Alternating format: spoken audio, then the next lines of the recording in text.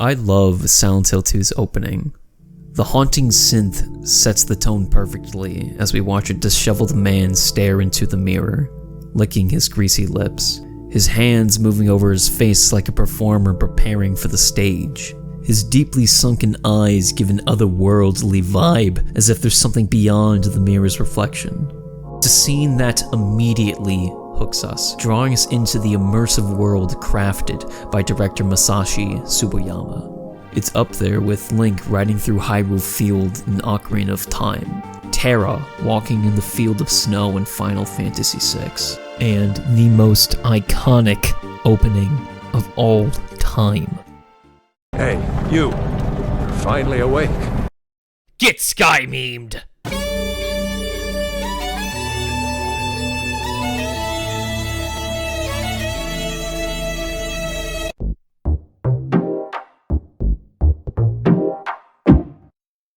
Silent Hill 2 is about James Sunderland, a man whose wife Mary passed away 3 years ago. However, he receives a letter from her calling for him to Silent Hill and meets her at their special place. What follows is a journey through one of the most psychologically thrilling and contemplative horror games of all time. As of writing this 23 years after its release, it is still the golden standard for horror games and video game storytelling. And by the end of it, you have played through an exactly 9-hour experience plus a 1-hour DLC that really makes you consider what makes a game great. To start with, this game had some of the best atmosphere, hands down, and like all great gaming moods, it's crafted through its sound design. So something I found mildly cute was in the credits, Akira Yamaoka is credited with being the sound director, but all the way towards the end, he is also given credit for doing all the sound and music. Like, no one would actually believe that he did all the sound design. Like me. The opening menu of Silent Hill 2 holds a captivating simplicity that resonates with me. The bleeps and bloops as you navigate the menu bring to mind the familiar feeling of navigating menus in games like Kingdom Hearts. There's a satisfying quality to it that speaks to the effort put into the UI. Then when you start the game,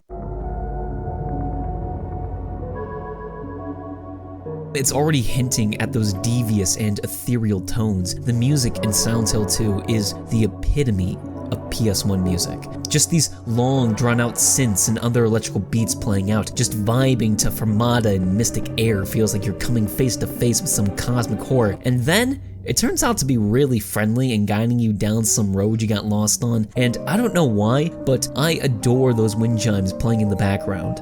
It makes you feel safe.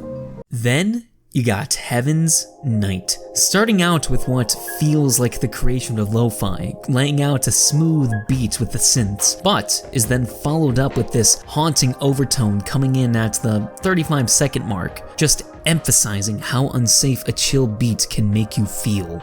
But it's when Yamaoka utilizes the better technology to get something different. The reprise of Lore's theme has such an emotional impact. The best way I can describe the emotion I feel from this song is by breaking it down. You just have the piano playing the same measure once, 2 times, 3 times, and then 4 times, and then it repeats. Assuming the piano is nothing more than background noise, but then you hear it. A violin enters our ear. The piano is staging the audience, merely prepping us for that lonely violin to sweep us into the melancholic climax of Angela's story, one of the people also brought into the town. When you begin to hear music like this, it heightens all the emotional beats the game presents to these legendary moments in the minds of the players. The original theme of Laura, Promise, Null Moon, Magdalene, Laura plays the piano, and I have to talk about True, which comes at the climax when James learns that he...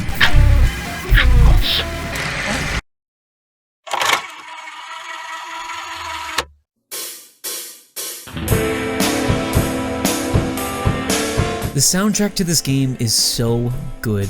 I recommend purely listening to the album. As per usual, whenever I write these scripts, I mostly listen to the OST while I write, and something about this particular album really impressed me. I've been a huge fan of Yamaoka since playing Blooper Team's The Medium in 2021, and am now hunting down all of his other works on Spotify to create a Yamaoka playlist. That's how much I like this dude. He's awesome. But what I like more than his music is his sound design.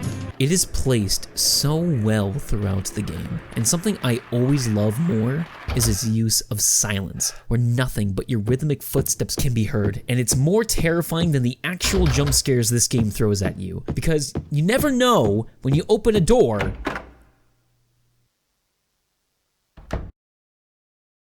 and you hear nothing. But sometimes, your radio will blow open your eardrums and send you into a fight or flight response. And there are too many ambient noises that I obsess over. So here's a small compilation of some of my favorite noises.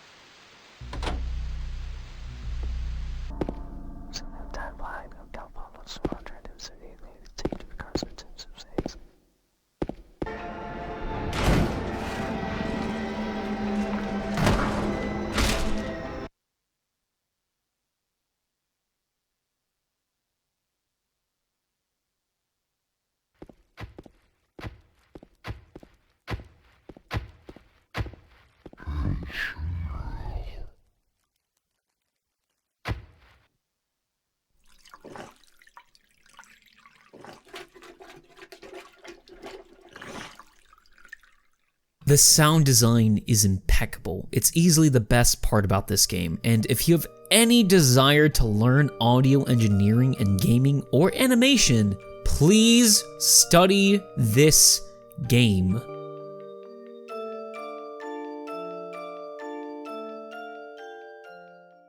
This town is full of monsters. How can you sit there and eat pizza?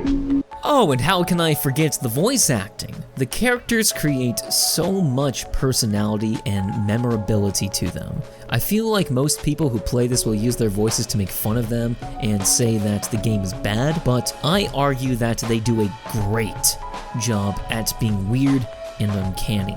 In order of appearance, we have Angela Orozco, Laura, Eddie Dombrowski, and finally, Maria. Without going too far into character analysis, the voices of the characters in Silent Hill 2 often feel flawed, adding to the eerie atmosphere of the game. The characters of this game are always switching up styles, creating disjointed moments filled with a plastic unease. Angela exemplifies this with her peculiar speech patterns and distant demeanor. When James first meets her at the cemetery, she sounds strange and disjointed, almost childlike despite being 19 years old. However, the next time we see her, Angela's voice sounds different. In the apartments where we find her holding a knife in front of a wall-sized mirror, which, cool fact, creates a duplicate of your character, where the development team created not only a mirrored James, but also a mirrored room. So that's pretty cool. But her voice is different. You hear how tired, isolated, and simply how sad she is. You just pity her. And finally, the last time we see her, the room is hell itself, and we get into one of the best monologues in gaming. Or maybe you think you can save me.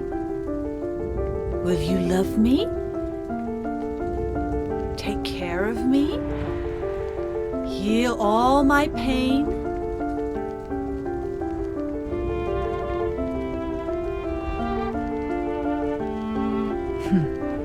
That's what I thought. Angela as a character is really tragic, and why I don't want to spoil her story. But her voice actor is fantastic at conveying her pain. But then we got Eddie over here saying some wacko shit. Killing a person ain't no big deal. Just put the gun to their head. Pow. The more you meet Eddie, the more unhinged he sounds. Funny, but unhinged. It's like talking to a school shooter. So, fun fact, Silent Hill 2 across all regions only has the English voice acting. So their voice acting and the way they portray their characters seems intentional, which is fascinating because they are all so off-putting.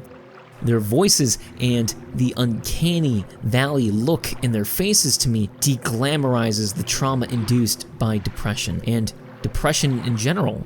It's an ugly feeling that needs to be looked at as an illness rather than an aesthetic. There aren't many games that I played personally that handles the complexities of depression without glamorizing it, and Silent Hill 2 is one of the best games to counter that tired trope. And finally, we get to the voice actor of Maria, and I just want to preface this by saying her voice actress, Monica Taylor Horrigan, did one of the best voice performances in gaming history and then disappeared. I will be talking about Maria as a character later, but her voice acting is incredible. She flips so much between being flirtatious, angry, but then is able to layer in this beautiful, sweet voice that sounds so motherly and loving. It gets the player to realize this bitch is fucking crazy. I think it's a fantastic subversion of the manic pixie dream girl trope, and her letter reading at the very end of the game is quite possibly the best voice acting monologue in gaming. I am so sorry for what I did to you. Did to us. You've given me so much, and I haven't been able to return a single thing. That's why I want you to live for yourself now. Do what's best for you, James. Some argue that Silent Hill 2 has its flaws. For instance, some Twitch viewers might criticize the gameplay, saying it feels lacking. While the game boasts incredible atmosphere, solid puzzles, and intriguing albeit challenging maps to navigate, combat can be seen as a weak point.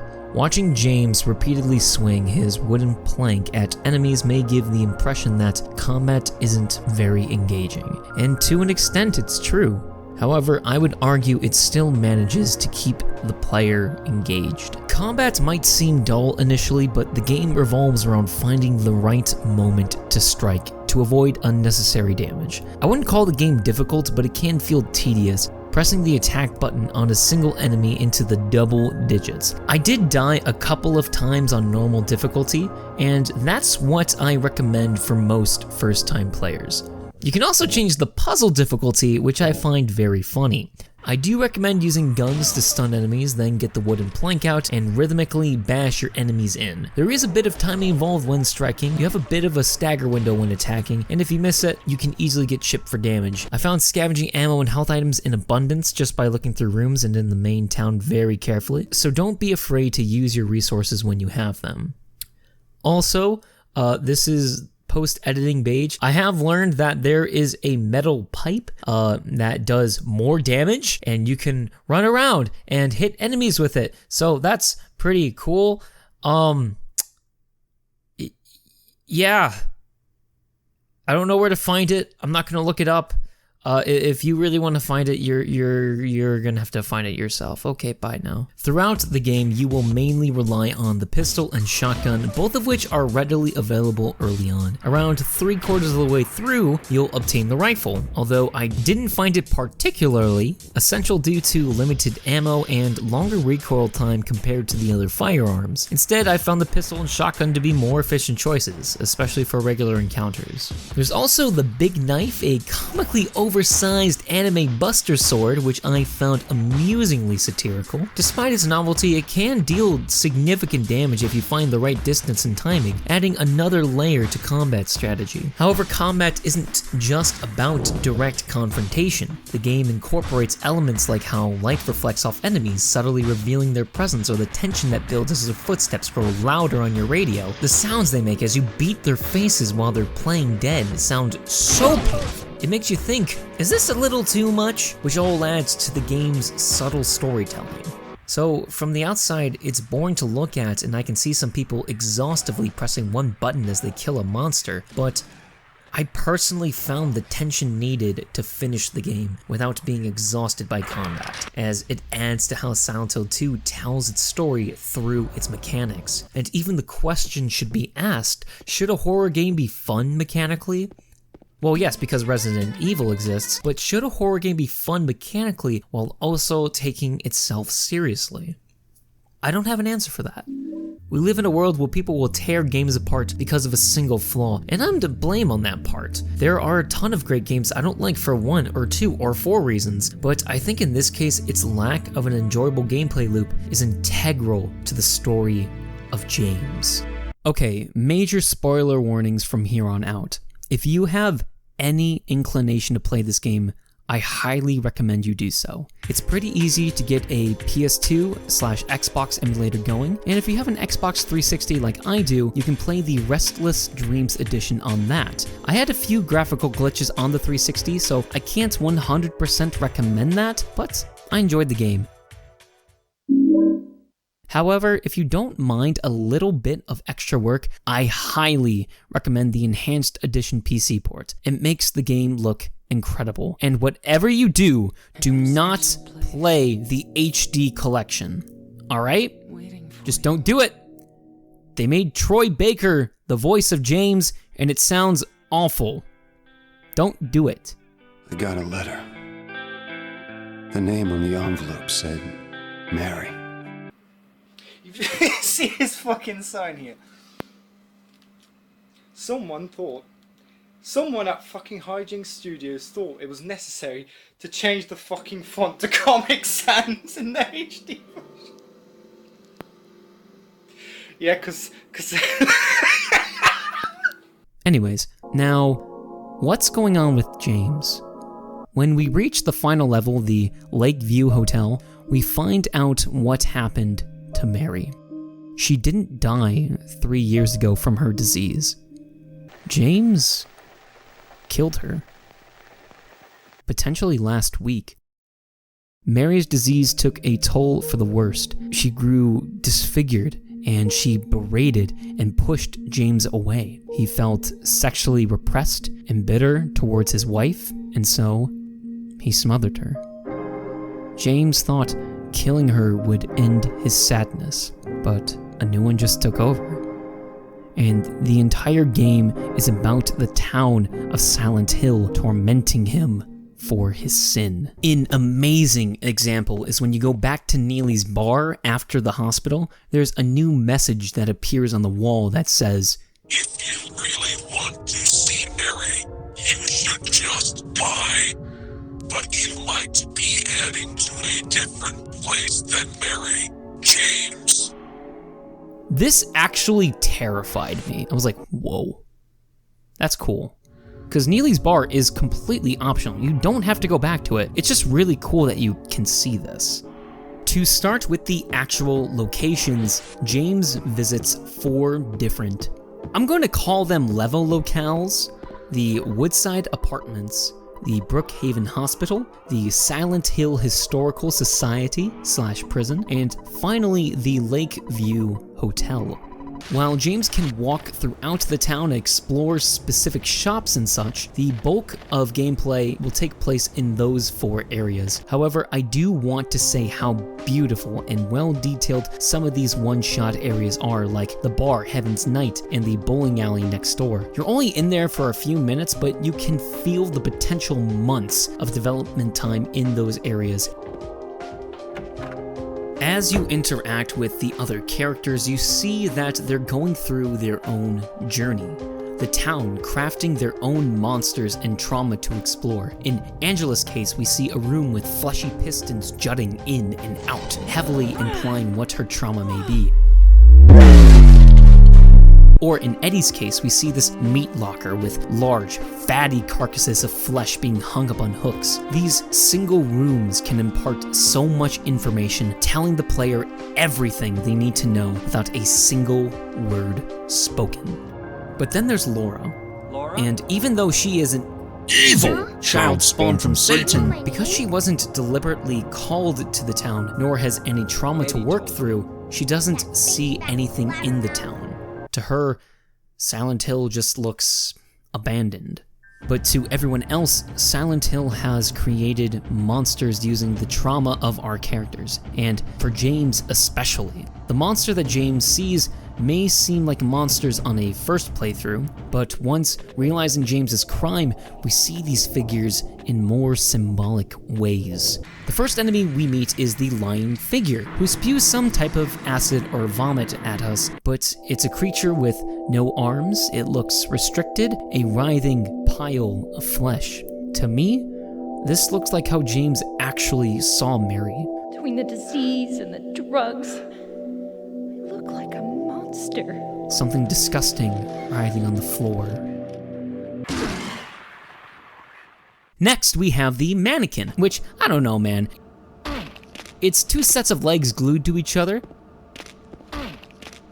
After that is the bubblehead nurse. Both of these creatures are representative of James's sexual repression. Then there is the boss from the hospital, the flesh lips, which chokes you with its feet, which my girlfriend actually pointed this one out, could represent a noose, heavily implying James's suicidal thoughts. The creature also looks like someone laying on a hospital bed with a large mouth, most likely representing the bitter words Mary raged onto James when her illness took a turn for the worst. And finally, there's the Mandarin, which hides underneath gratings and tickles your feet with its tongue. You never get a close look at them, and this represents James's secret foot fetish? I don't know.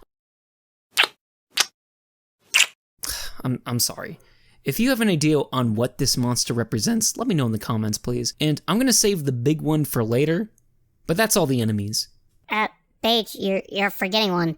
You mean the creeper? They're just big cockroaches. No, Beige, I mean the abstract. No!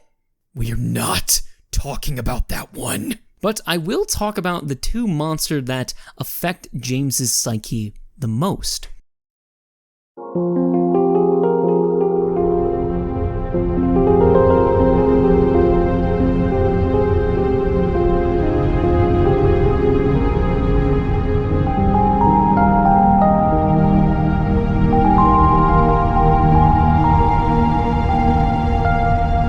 James meets Maria at the Rosewater Park, and she looks and sounds exactly like Mary, just... Your hair and clothes are different. My name is Maria. I don't look like a ghost, do I? She actually follows him up until the end of the hospital scene, and she is very strange. She orders James around, belittles him, and just flares at him when he doesn't portray the typical qualities of a macho man.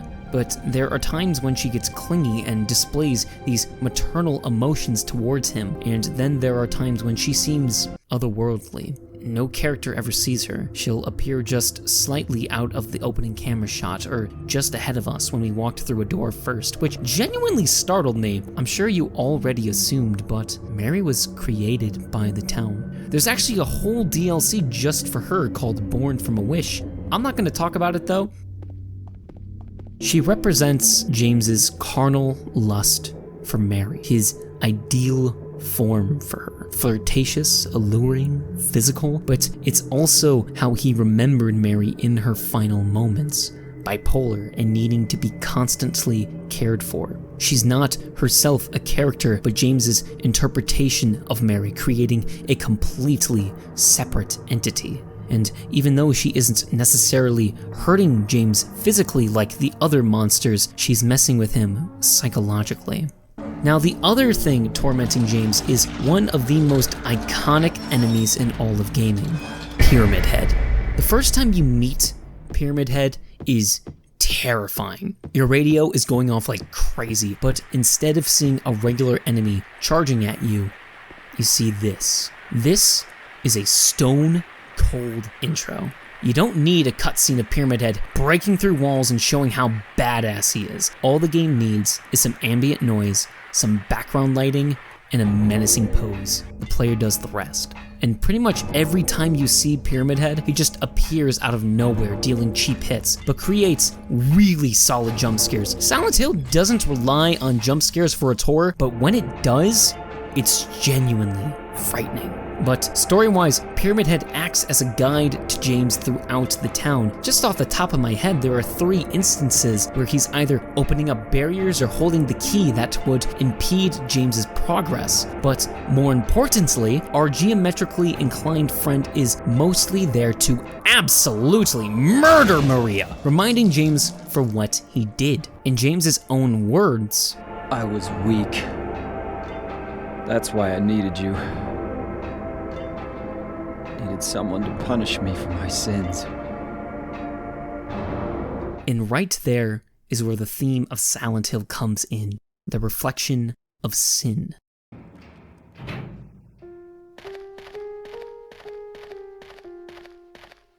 What I find so fascinating about Silent Hill 2 is it's one of the few games that uses its environment and mechanics to tell its story. I've seen channels break down specific puzzles and how they hint toward James's trauma. The Free the Innocent Man puzzle gives us incredibly strong visualizations on James's suicidal tendencies.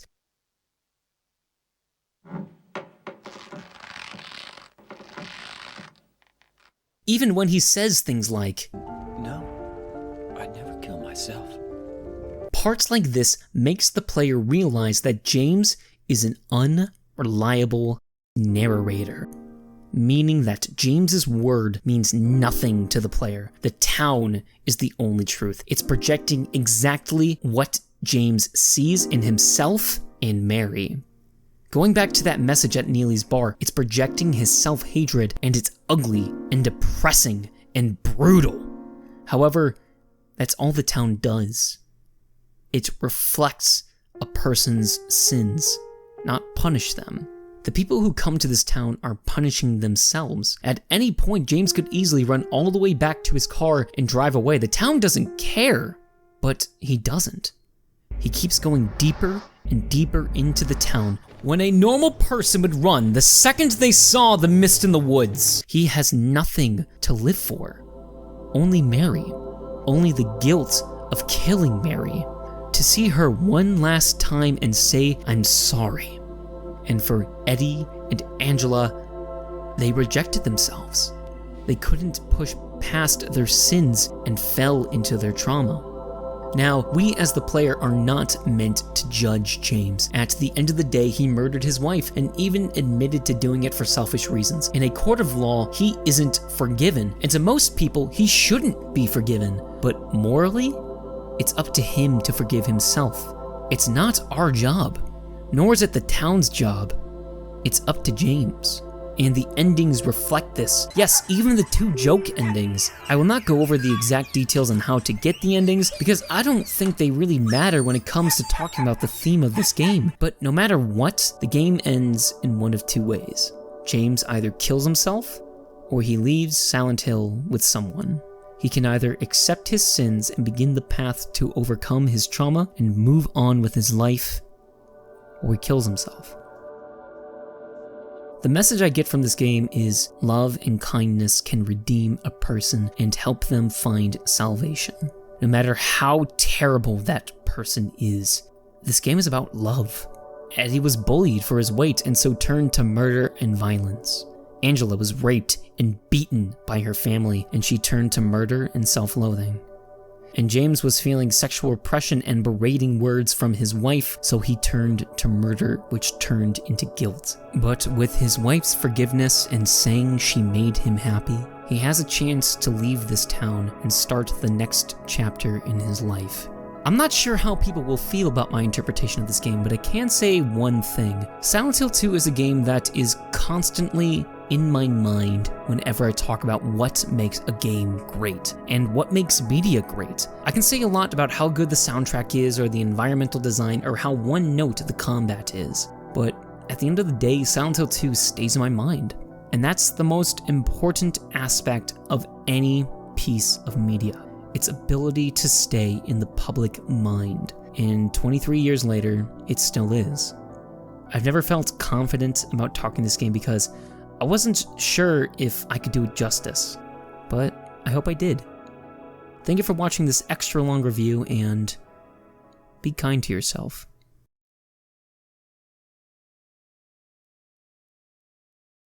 James,